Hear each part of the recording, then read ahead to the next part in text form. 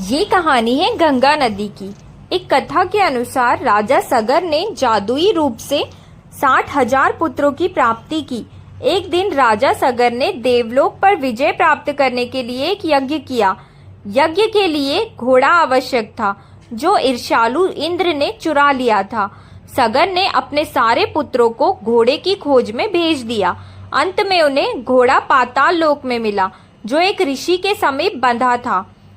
सगर के पुत्रों ने यह सोचा कि ऋषि ही घोड़े के गायब होने की वजह है।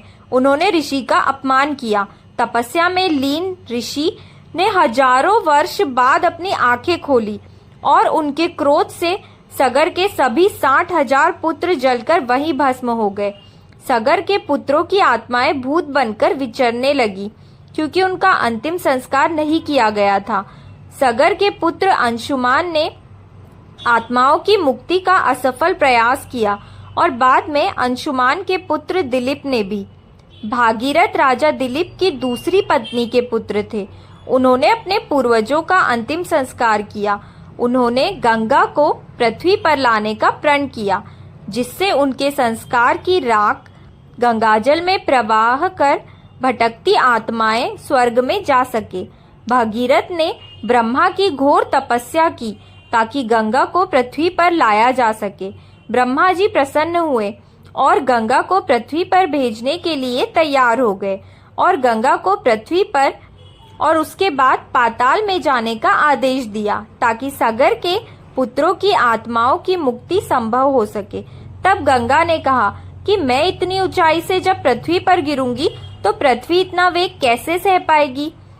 तब भगीरथ ने भगवान शिव से निवेदन किया और उन्होंने अपनी खुली जटाओं में गंगा के वेग को रोककर एक लट खोल दी, जिससे गंगा की अविरल धारा पृथ्वी पर प्रवाहित हुई। वह धारा भागीरथ के पीछे पीछे गंगा सागर संगम तक गई, जहां सगर पुत्रों का उद्धार हुआ। शिव के स्पर्श से गंगा और भी पावन हो गई और पृथ्वीवासियों के लिए बहुत ही श्रद्धा का केंद्र बन गई। पुराणों के अनुसार स्वर्ग में गंगा को मंदाकिनी और पाताल में इसे भागीरथी कहा जाता है। गंगा नदी का जन्म ब्रह्मदेव के कमंडल से भी हुआ था, ऐसा माना जाता है। यह भी कहा जाता है कि जब भगवान विष्णु ने 3 पग जमीन नापने के लिए अपना दूसरा पैर आकाश की ओर उठाया था, तब ब्रह्मा जी ने उनके पैर धोए थे और उस जल को कमंडल में भर लिया था। जल के तेज से ब्रह्मा जी के कमंडल में गंगा का जन्म हुआ था। कुछ समय बाद ब्रह्मा जी ने उन्हें पर्वतराज हिमालय को पुत्री के रूप में सौंप दिया था।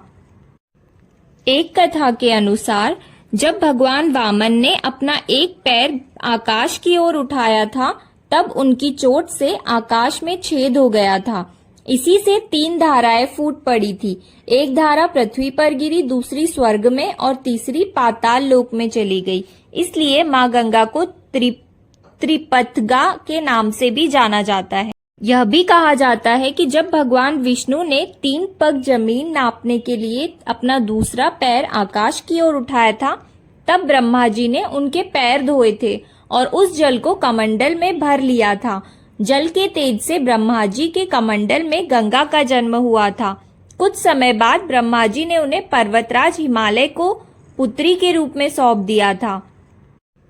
एक कथा के अनुसार जब भगवान वामन ने अपना एक पैर आकाश की ओर उठाया था, तब उनकी चोट से आकाश में छेद हो गया था। इसी से 3 धाराएं फूट पड़ी थी। एक धारा पृथ्वी पर गिरी, दूसरी स्वर्ग में और तीसरी पाताल लोक में चली गई। इसलिए माँ गंगा को त्रिपथगा के नाम से भी जाना जाता है।